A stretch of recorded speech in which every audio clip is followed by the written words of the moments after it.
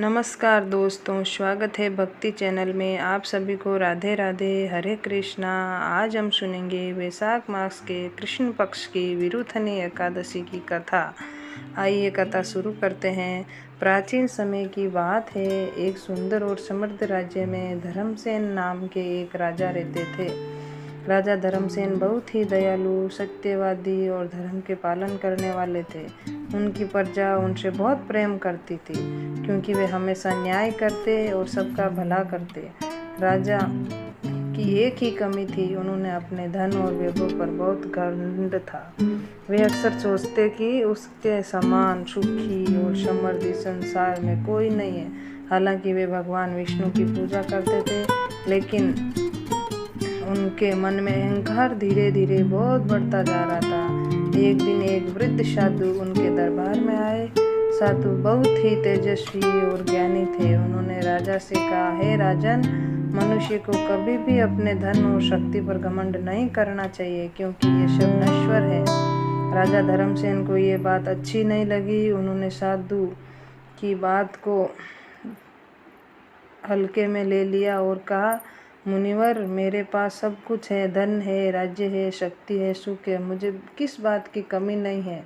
साधु ने ये सुनकर गंभीर स्वर में कहा, राजन, समय बहुत शक्तिशाली होता है, ये पल भर में सब कुछ बदल सकता है। तुम्हारा यही घमंड तुम्हें पतन का कारण बनेगा। ये कहकर साधु वहाँ से चले गए। कुछ ही दिनों के बाद राजा के जीवन में विपत्तियां आने शुरू हो गई। पहले उनके राज्य में भयंकर सूखा पड़ा जिसमें फसलें नष्ट हो गई। फिर धीरे धीरे उनके खजाने खाली होने लगे। पड़ोसी राज्यों ने भी उन पर आक्रमण कर दिया और उनका राज्य भी छीन लिया गया। जब राजा धर्मसेन के पास न तो धन बचा और न ही राज्य, वे अपनी पत्नी के साथ जंगलों में भटकने लगे। उन खाने के लिए भोजन भी मुश्किल से मिलता था। जब राजा कभी सोने के महलों में रहता था और साधारण जीवन जीने पर मजबूर हो गया। एक दिन बहुत भूखे प्यासे राजा और उनकी पत्नी एक आश्रम में पहुँचे। वह एक ऋषि तपस्या कर रहे थे। राजा ने विनम्रता से प्रणाम किया और अपनी पूरी कथा सुनाई। ऋषि ने ध्यान लगाकर सब कुछ जाना और बोला, हे राजन, ये सब तुम्हारे अहंकार का फल है, लेकिन अभी भी समय है। यदि तुम वैशाख मास के कृष्ण पक्ष की विरुथनी एकादशी का व्रत सच्चे मन से करोगे तो तुम्हारे सभी दुख दूर हो जाएंगे। राजा धर्मसेन को अपनी गलती का एहसास हो चुका था। उन्होंने ऋषि के चरणों में गिरकर क्षमा मांगी और व्रत करने का संकल्प लिया। जब विरुथनी एकादशी आई तो राजा और उसकी पत्नी ने पूरी श्रद्धा और नियम के साथ व्रत किया। उन्होंने पूरे दिन उपवास रखा, भगवान विष्णु का ध्यान किया और रात में जागरण किया। उन्हें अपने मन से अहंकार को त्याग दिया और सच्चे मन से भगवान की प्रार्थना की। उनकी सच्ची भक्ति और पश्चाताप से भगवान विष्णु प्रसन्न हो गए। उन्होंने स्वप्न में राजा को दर्शन दिए और कहा, हे धर्मसेन, तुम्हारे अहंकार अब समाप्त हो चुका है। तुम्हारी भक्ति से मैं प्रसन्न हूँ। तुम्हारे सभी दुख अब समाप्त होंगे।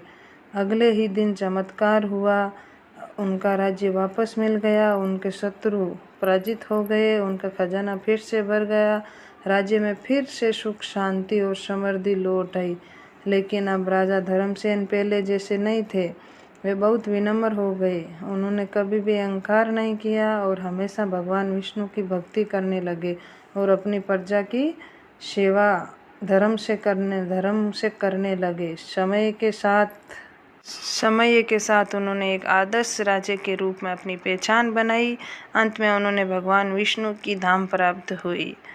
ये अहंकार मनुष्य को सबसे बड़ा शत्रु है। चाहे हमारे पास कितना भी धन शक्ति क्यों ना हो, हमें हमेशा विनम्र और धर्मपरायण रहना चाहिए। विरुथनी एकादशी व्रत सच्चे मन से करने से मनुष्य के सभी दुख दूर होते हैं और सुख समृद्धि प्राप्त होती है। हे एकादशी माता, जैसे उस राजा का अहंकार दूर किया, वैसे हम सभी का करना। कहने वाले को, सुनने वाले को, हम सभी का अहंकार दूर करना। बोले भगवान विष्णु की जय। बोले माता एकादशी की जय। कहानी अच्छी लगी तो लाइक करें, शेयर करें, सब्सक्राइब करें।